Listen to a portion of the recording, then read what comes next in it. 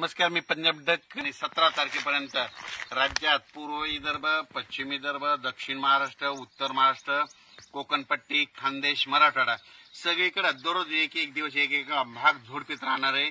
म्हणून हा परतीचा पावसाचा अंदाज सगळ्या शेतकऱ्यांना लक्षात घ्यायचा. त्याच्यानंतर राज्यात मग हे पाऊस 17 तारखेपर्यंत पडणार आहे. मग शेतकऱ्याचं सोयाबीन काढायला आलंय तर शेतकऱ्याला सांगू इच्छितो की 18 तारखेपासून 23 तारखेपर्यंत 18, 19, 20, 21, 22, 23 तारखेपर्यंत ज्यांचं सोयाबीन काढायला आलं असं काढून घ्यायचं. दुपारपर्यंत काढायचं. वाळलं की लगेच वळे लावून टाकायचे. असं केलं तर तुमची सोयाबीन हाताला लागेल, नसता हाताला लागणार नाही. म्हणून हे अंदाज लक्षात घ्यायचा. म्हणून काय करायचं, 24 तारखेपर्यंत तुम्ही तुमच्या सोयाबीन ज्यांची आली त्याची काढून वळे लावून झाकून ठेवायची तयारी ठेवा.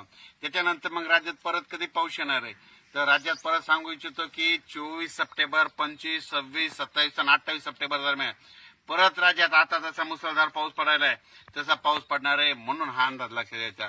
त्याच्यानंतर आपण मागील अंदाजामध्ये म्हटलं होतं की अहिल्यानगरकडं, नाशिककडं खूप पाऊस पडणार आहे. त्याच्यामुळे जायकवाडीचं पाणी 1.25 लाख क्युसेसनं सोडावं लागेल असं त्या धरणावरून एक अंदाज दिला. तर तुम्ही पाहू शकता 1.25 लाखांना पाणी सोडलं.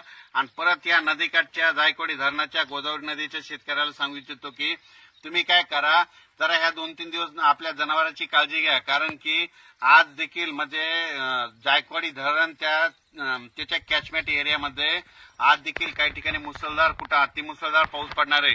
त्याच्यामुळे परत या धरणाला, जायकवाडीला पाणी येणार आहे.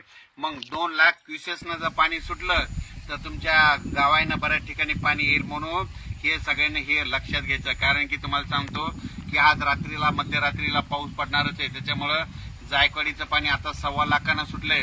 आणि त्याच्यानंतर माजलगावच्या धरणाचं 14,000 सोडलंय. स्थानिक पाऊस पडला. असं करत करत त्या गोदावरी नदीला तुम्हाला सांगतो 1,35,000 क्युसेसनं पाणी चालू आहे.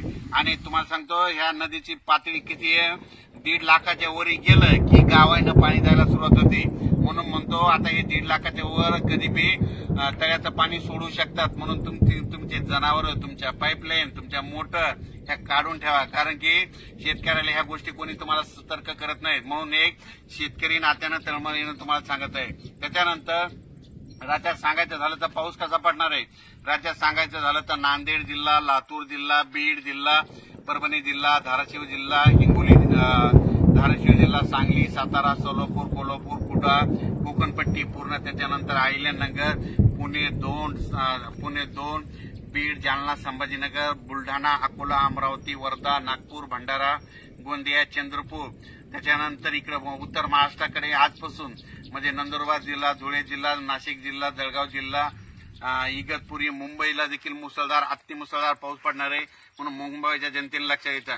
पण हे जितके जिल्हे चांगले त्यांनी जरा काळजी घ्या. कारण की जवळपास 17 तारखेपर्यंत दररोज एक दिवस एका जिल्ह्याला